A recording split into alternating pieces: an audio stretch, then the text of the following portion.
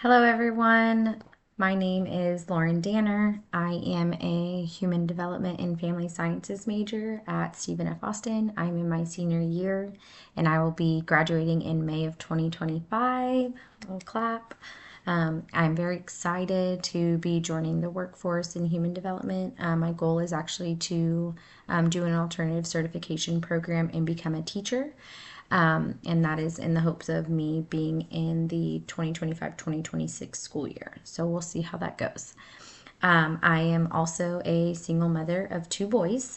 I have a now 4-year-old and now 12-year-old. And I've been a single mom for 11 years.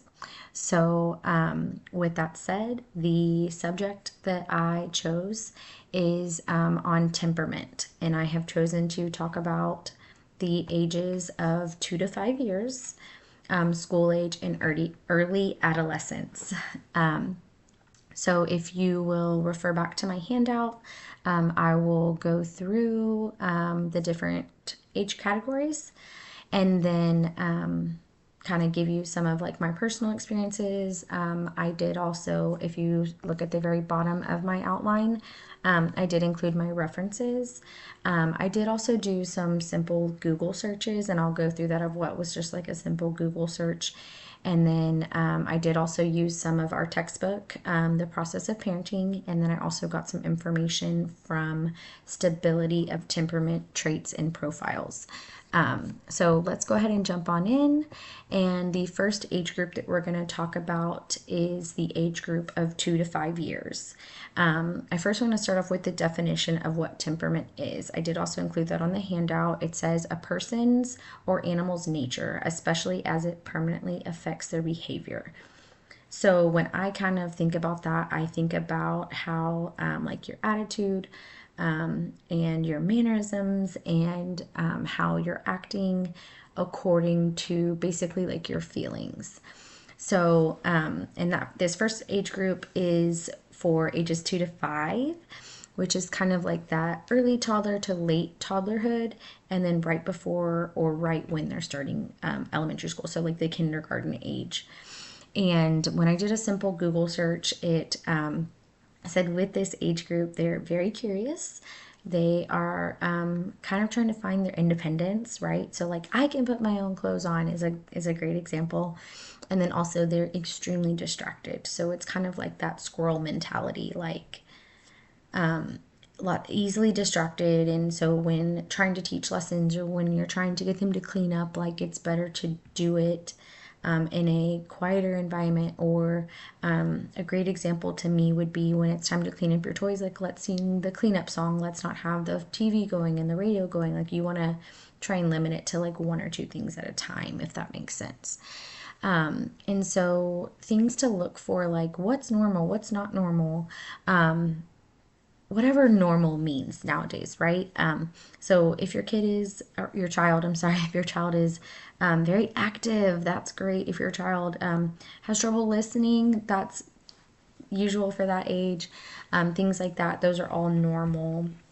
And some, I had a friend tell me, I included this quote on my outline, but I had a friend tell me once, like, we are all out here just trying to do the best we can. All of us parents, none of us know what we're doing. We're just doing what we can, doing what we think is best, and we're getting information from each other, trying to make our kids more successful. And I have, examples with my son Holden, who is 4. Every night he always wanted to tell me all of his stories right before bed. And so I had to tell him, let's start with one story a night. And since we made that adjustment, he's done a lot better and he's calmer and all of that. So the next age group we're going to go into is the school age. So when I did another simple Google search of what temperament looks like in that age category, it kind of showed 3. So it showed an easy child, so they're generally happy, moderate activity level. They are open to new things, so like playing new games, meeting new people, things like that.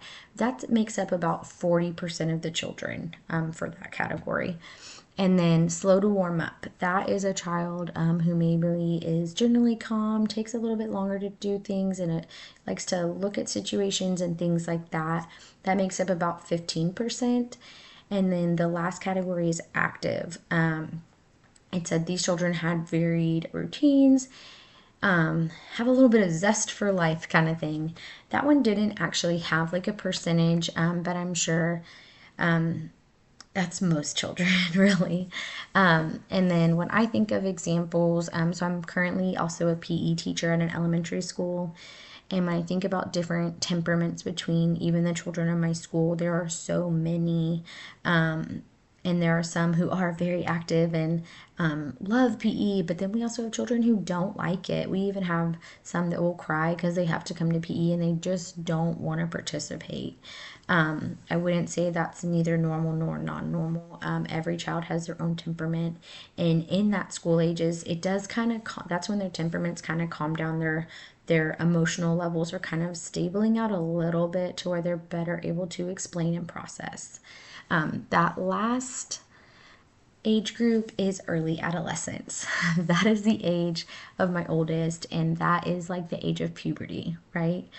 That's back up, even in the book that I used for a reference, they spoke about how that is the age where their emotional, like stability and their emotional temperament really just starts to rise up again. All things are at a 10, 24/7. So a great example of what I did for my son is I got him a punching bag. So when he was mad, he got to go punch his punching bag. There are several different, you can look at my sheet and see that I have put out some different types of temperaments between that age, and gave you a couple different ways that you could help your child during that time. So overall, with temperament, it's they're all different. All children are different. All children's attitudes and temperaments will be different, but there are definitely highs and lows between all of them. I hope I've been able to give you some good information. I know I had to be somewhat vague. I could go on about this topic for a very long time because I've dealt with a lot with both of my boys. And just reading all the research. It's been very interesting to read about. But thank you so much for your time, and I hope you guys have a great evening. Thank you.